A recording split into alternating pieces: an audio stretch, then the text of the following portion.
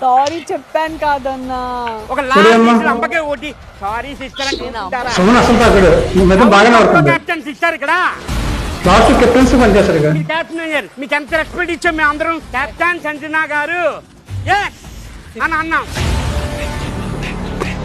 మీరేమన్నా last time Suman గారు captaincy ఉన్నప్పుడు సంజన ఓవంటే సీరియస్ అయ్యేది సుమన్ మీద. అదే డస్ట్బిన్ వేసినప్పుడు కూడా తను పట్టించుకోలేదు. నువ్వు నా చెప్పడం పెట్టి ఒక లిమిట్ లో ఉండు అనే విధంగా తను చెప్పేది. సుమన్ గారు కూడా కొంచెం ఏజ్డ్ కదా, కొంచెం తనకు కూడా మంచి రెస్పెక్ట్ ఇచ్చేవాడు. అయినా సరే సంజన కొంచెం మిస్బిహేవ్ చేసింది. సుమన్ కెప్టెన్సీ మీద కూడా కొంచెం రెస్పెక్ట్ ఇవ్వలేదు.